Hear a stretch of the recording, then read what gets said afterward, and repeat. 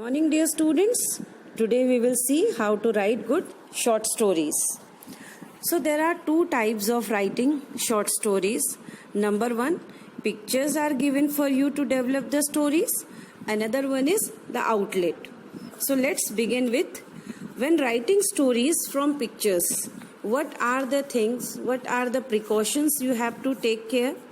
So number one, it is advisable to study the pictures carefully. You may be asked to develop a story from a single picture or from a sequence of pictures. See, at time to develop a short story, you may be given a single story, or you may be a single picture, or you may be given sequence of pictures.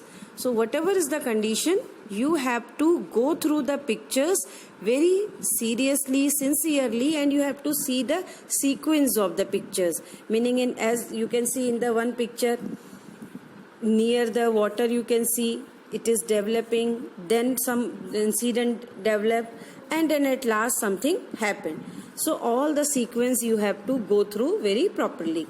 Another one, try to correlate whatever is depicted. Guess what must have happened, what the characters must have thought, said or done. Next thing you have to keep in your mind is you have to guess what had happened in the incidents and what the characters must have thought, said or done. That's why you will give verbal words to your story. Next and the last important thing to do this, fill in all the details and complete the story so that it makes sense and has a message for its readers. It is very important that there should be a message for the readers, whether it is a story developed by the pictures or it is the story developed by the outlet. You can see the given example here. 4 pictures are given. So you will go through the pictures. You can see here all the things are given in sequence. So that sequence you have to follow. 4 pictures are there. And you have to supply a suitable title. Without message, there shouldn't be any story. Now, there is another type of writing short story, that is when pictures are not given but some outlines are given. Some lines, meaning something is given, some beginning lines are given and you are asked to develop a story. Constructing stories from given outlines are almost similar to those written from a set of pictures in form and style. The only difference is that in this case the inputs are verbal and not visual. This is the only difference. There, when the pictures are given, the input is visible. You have to see the things.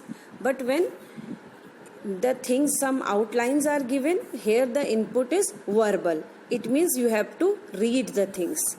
While writing a story from a given outline, one has to connect ideas in a natural way using the hints. The outline serves as a skeleton and you are required to flesh it with details. See, this is one example given, as your outline is just like a skeleton of a body and you are developing your views, that is, you are giving flesh, and that's why a story will come in a complete shape. Now one example I am giving you. You have to understand and note it down as well. A bee ... falls into a tank. A dove flies past, drops a large leaf into the water. The bee climbs on the leaf, flies away. A boy takes aims at the dove. The bee stings. The dove is saved. So this is the outline given to you. Generally in exam, such questions are coming. Though picture can also be asked to develop the story, writing style will be same, only the difference is in visual or verbal. So first of all, title of the story will come, as here you can see, kindness rewarded. This is the title given up. So let's start the story. One day, a thirsty bee went out in search of water. It soon saw a tank full of water and decided to quench its thirst by drinking from it. The tank was huge and the bee was too small. It could not have drunk water by sitting on the side, so it plunged into the water to take a sip. Once it tumbled in, it could not keep itself afloat.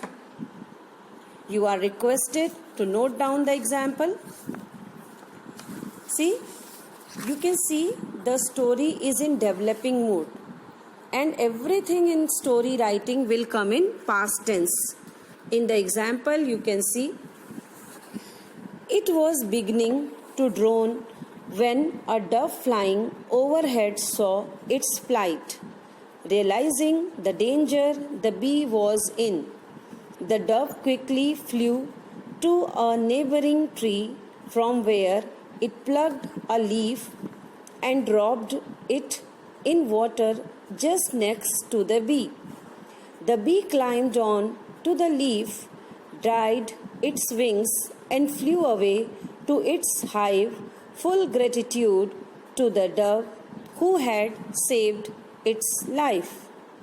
A few days later, the bee was returning to its hive after a long and hectic day when it saw a young boy aiming his gun at the dove sitting on the branch of a tree. When a cruel boy he is, what harm had the poor dove done to him that he wants to shoot it down? I must not let the naughty boy get away with this. I must do something to save the dove. And so the bee flew down and sat on the boy's wrist and stung him just as he was going to release the trigger of his gun. Ah! The boy cried out and sat writhing in pain. The gun fell down from his hands. The dove heard the noise. It soon realized the danger it was in. It quickly flew away to safety. The bee was happy it had been able to repay the kindness of the dove which had saved its life one day. All of you are requested to note down it.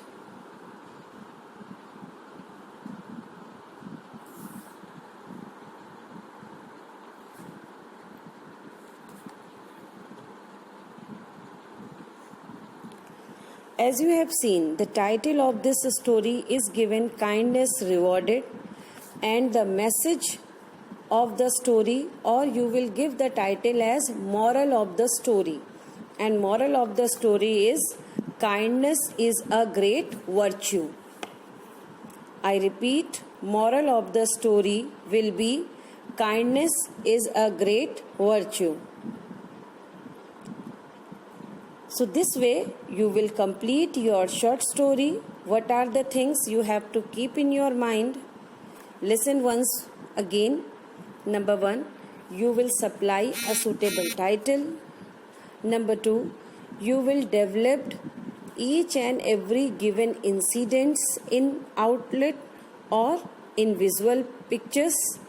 Number 3, past tense you will use in writing short story.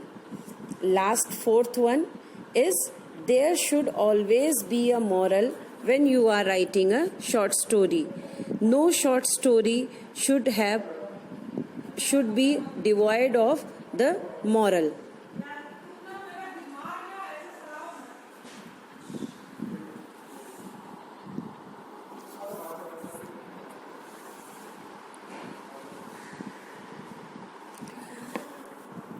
I hope everybody has followed it.